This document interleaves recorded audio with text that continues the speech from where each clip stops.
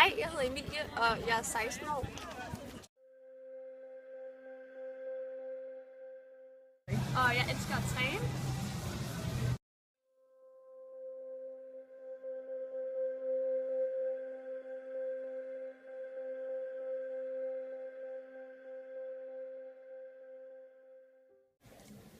Og derudover er jeg blevet født HIV-positiv.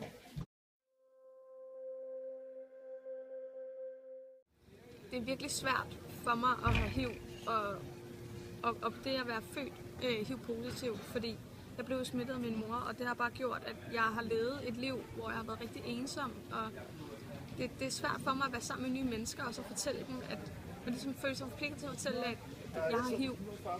Og jeg kan jo ikke få nogen kærester, uden at jeg er nødt til at fortælle dem det, og det skaber så mange fordomme om den person, som jeg er.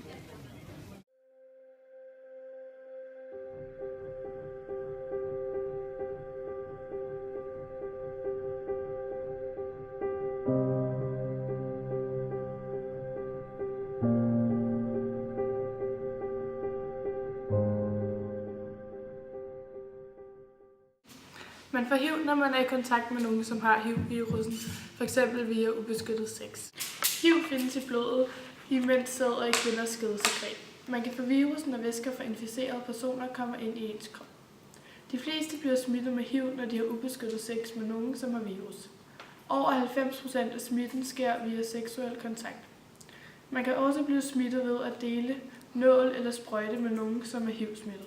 Gravide kvinder kan overføre HIV til barnet under graviditeten, under fødsel eller når de ammer. Der er 4 faser i sygdommen. Den første, den primære infektion. Efter 2 til 3 uger vil ca. halvdelen af de smittede få akutte reaktioner. Disse er svær influenza, høj feber og hævede lymfekirtler. Symptomerne kan også være udslæt, diarré, hoste og hvid belægning på mændene, altså primær infektion. Efter cirka en måned vil symptomerne aftage, og man kan være symptomfri i mange år. Efter første fase kommer der en asymptomatisk fase, der kan forekomme forstørrede lymfeknuder, og man kan mærke hedefornemmelser og meget træthed. Den tredje fase er den symptomatiske fase. I denne fase kan der komme flere symptomer. Disse varierer, og visse af dem kan være tilbagevendende. Det kan fx være, at vægten falder, man kan få feber, kraftig nattesved, træthed og udmattelse, forstørrede lymfeknuder, diarré, helvedesild og til sidst stigende udbrud af herpes. Den sidste fase er der, hvor HIV bliver til AIDS. Immunforsvaret er nu meget svækket. Dette resulterer i alvorlige infektioner, cancer, tab af muskler og fedtmasse, og nogle oplever demens.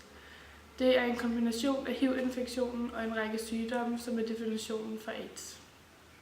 Hvordan bliver man testet for HIV? Selve HIV-testen tages ved en blodprøve i armen. Herefter analyseres det i et laboratorium, om der er antistoffer for HIV i blodet. Finder man antistoffer for HIV i blodet, er svaret på testen HIV-positiv, hvilket betyder, at man er smittet med HIV. Finder man ikke antistoffer og HIV i blodet, er svaret på testen HIV-negativ, som betyder, at man ikke er smittet med HIV. Testmetoden har en høj målesikkerhed, men det kræver, at testen tages et vist antal uger efter mulig smitterisiko. Det tager nemlig et sted mellem 1 til 2 måneder, før der er dannet nok antistoffer til, at testen med sikkerhed kan påvise HIV-smitte. Kan HIV helbredes, og hvordan? HIV kan godt helbredes. Der udvikles hele tiden nye og mere effektive behandlinger for at bekæmpe HIV.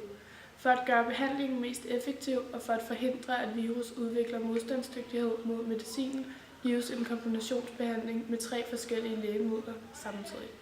De lægemidler, der bliver brugt, hæmmer virusens evne til at formere og sprede sig. De fleste behandlede får så lave virusmængder i blodet, at virusen ikke længere kan måles i blodet. I dagens Danmark er der omkring 5.000 mennesker, der lever med HIV eller AIDS, hvilket faktisk er rigtig mange. Det er derfor, at det er utrolig vigtigt at beskytte sig selv under sex, f.eks. med kondom.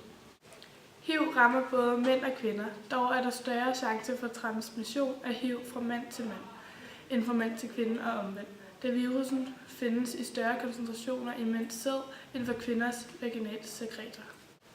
Der er også sociale konsekvenser ved HIV.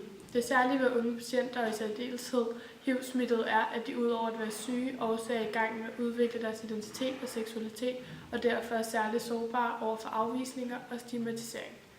Det er ofte påpeget, at HIV-smittede i større eller mindre grad lever åbent, delvist åbent eller lukket med deres status. Dette betyder, at mange lever et stresset dobbeltliv og løbende overvejer, hvem, hvornår og hvordan de skal fortælle om deres sygdom.